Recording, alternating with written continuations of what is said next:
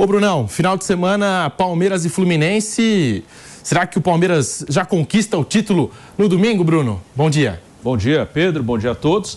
Para conquistar oficialmente, né, ele precisa que outros times tropecem, 3 times, né, tropecem na rodada, o Botafogo, o Atlético Mineiro e o Flamengo.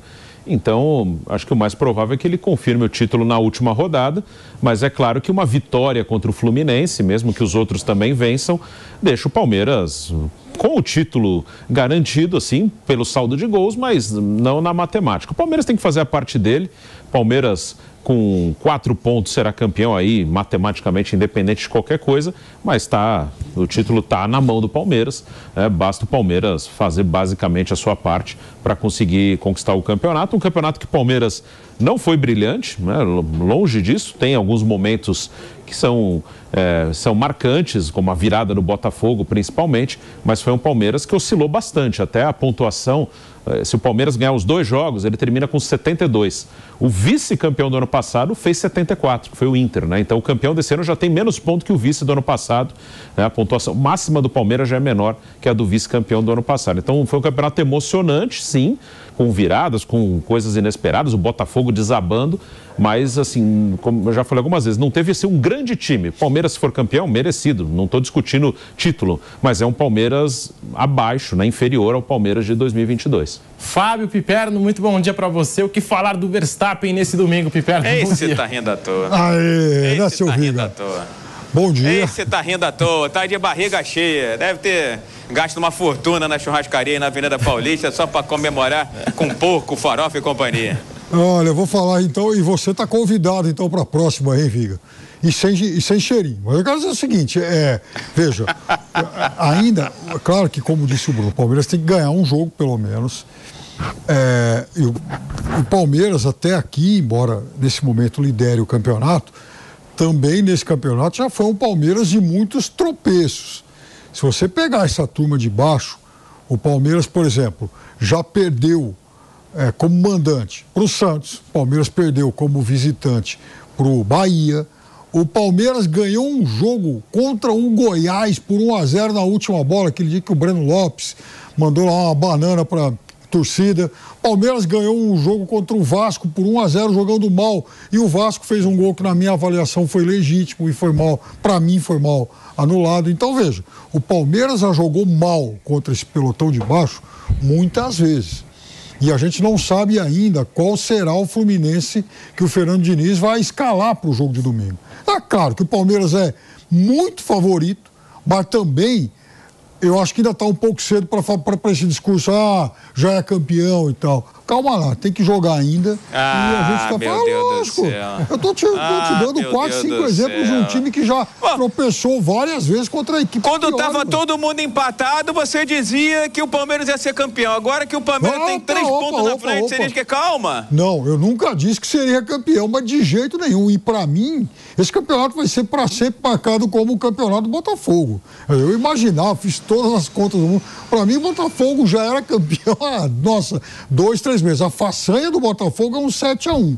É algo inacreditável. E, além de ser inacreditável, depois de tudo errado que o Botafogo fez, inclusive as viradas que tomou de Palmeiras e Grêmio, e contra o Palmeiras, inclusive perdendo o pênalti no 4-1, mesmo assim, nos 2 últimos jogos, o Botafogo desperdiçou 2 vitórias nos acréscimos, essa última contra o Curitiba normal, e estamos de volta na Rádio Jovem Pan, falando aqui desse Palmeiras e Fluminense. Domingo tem no Allianz Parque, às 4 horas da tarde, com o Rodrigo Viga lá no Rio de Janeiro, e também com o nosso sofá aqui, com o Mauro César Pereira, com o Fábio Piperno, com o Bruno Prado. Lembrando que você que curte a nossa equipe de esportes da Jovem Pan, nós temos no nosso site jovempan.com.br o JP Premium, com informações exclusivas e também a análise dos nossos comentaristas para você em primeira mão.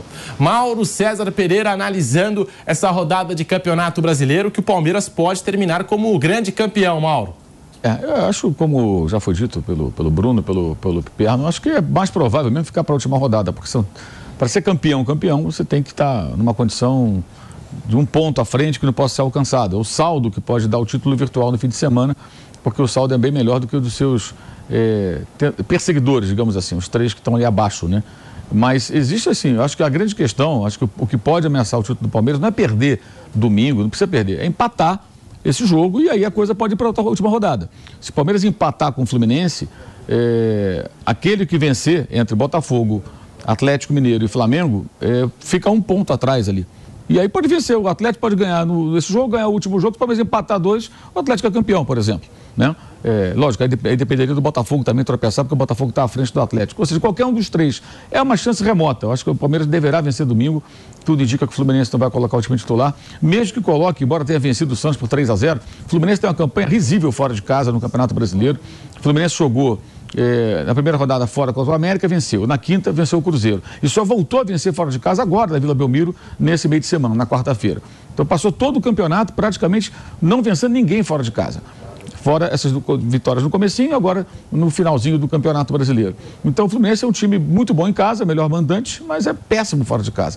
Então uma derrota do Fluminense com titular, com reserva, será algo absolutamente normal, especialmente o Palmeiras precisando de uma vitória para praticamente ser o campeão brasileiro, o virtual campeão, já no final de semana, independentemente dos resultados dos outros 3 times que vêm logo abaixo, né? Botafogo, Atlético Mineiro e Flamengo. Então, acho que a grande questão é que se o Palmeiras não vencer, acho que esse é o ponto, porque é provável que dos 3, pelo menos 1 ou 2 vença, né? Entre Flamengo, Botafogo e Atlético, é provável que um pelo menos vença. E se um deles vencer pelo menos, o Palmeiras empatar, você vai para a última rodada numa situação que esse time terá que ganhar seu jogo e torcer para o Cruzeiro arrancar empate contra o Palmeiras. E acho também que, na linha do que disse o Piperno, esse é um campeonato muito emocionante, mas de nível técnico muito baixo, muito, muito ruim. Nenhum time convincente, não dá para comparar, por exemplo, a consistência do Palmeiras do ano passado com a desse ano, que não é um time consistente como foi no ano passado. E acho que a grande virtude do provável campeão é ser um time que, mesmo quando joga mal, ele busca o resultado, ele leva a sério. Você não vê o time do Palmeiras ser indolente, preguiçoso, banana, nada disso. Então, esses jogos, como por exemplo, contra Vasco, contra Goiás, jogos de atuações fracas, mas o time busca o resultado. Não dá para jogar bem, eu vou tentar ganhar de qualquer maneira. E é levado a sério até o final.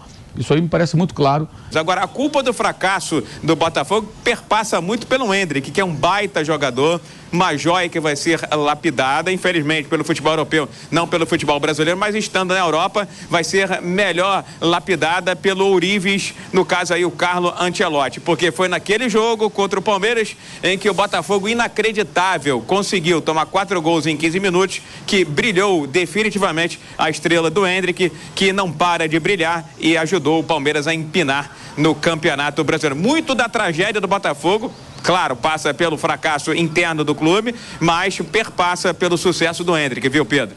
Ô Bruno, ele que vem chamando a responsabilidade nessa reta final do Campeonato Brasileiro. Queria te ouvir sobre o Endrick e essa fase dele, já projetando o Real Madrid, Bruno Prado, rapidinho. Um garoto muito talentoso que agora parece mais consolidado, decisivo nessa reta final para o Palmeiras, é o cara que normalmente faz os gols do Palmeiras e vamos ver, lá no Real Madrid é outra realidade, acho que vai dar muito certo, não estou dizendo que não vai dar, mas assim, ele vai passar por várias etapas que a gente tem que deixar ele passar naturalmente, né? Não ficar esperando, vai chegar lá, estrear, já vai fazer 3 gols, vai ganhar o espaço dele aos poucos, assim como na seleção principal, mas é um menino de um talento fantástico, né? E está consolidando esse ano.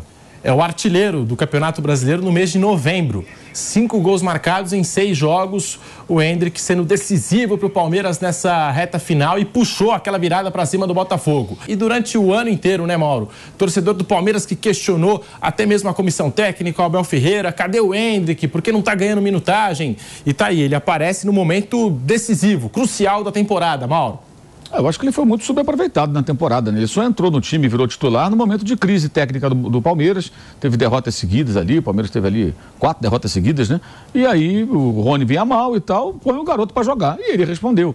Acho que fica muito claro que ele poderia ter sido lançado antes, poderia ter tido uma sequência.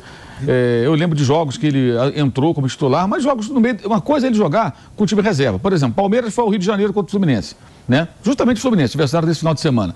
Tinha 2 titulares, o goleiro, o Everton e o Gustavo Gomes. O resto, todo mundo reservas. Uma coisa é ele jogar no meio dos reservas, a outra é ele jogando com os titulares, o time principal, né? Ainda mais um garoto com 17 anos, na época ali recém-completados, ou completando 17 naquele momento da temporada. A outra, então assim, ele tendo sequência, jogando com os titulares, ele respondeu rapidamente. Claro que ele digamos, é um jovem em formação, né? Porque ele ainda vai fazer 18, Então pode ficar mais forte, pode ficar mais alto, pode crescer mais. E o seu futebol ele vai desenvolvendo pouco a pouco, porque tem uma adaptação também que é necessária, era necessária, já passou por essa fase, que é sair de um estágio que você joga no meio de adolescentes, de garotos, para jogar com os adultos, né? Os caras mais fortes fisicamente, os caras mais experientes, mais malandros nas disputas de bola. É outra realidade, né? Então essa transição, ela não é tão simples muitas vezes, ele já passou por ela e é claramente um jogador muito acima da média. Acho que o Real Madrid demonstra mais uma vez que acerta muito mais do que erra quando dá esses tiros no mercado brasileiro, pegando garotos aí como o Rodrigo, o Vinícius Júnior, agora o Endrick.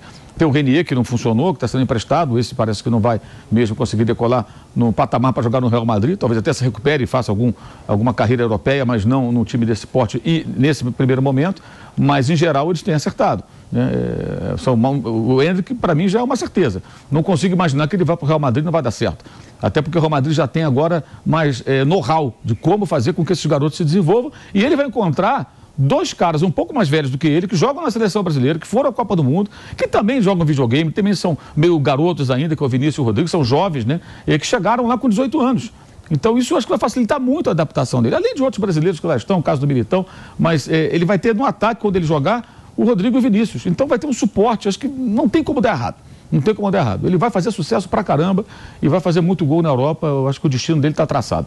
O Endrick, que é agenciado pela mesma empresa do Vinícius Júnior, e agora estão ganhando ali, digamos, intimidade, estão se enturmando na seleção brasileira, esse trio, em breve do Real Madrid, que já começou a ser traçado também na seleção brasileira.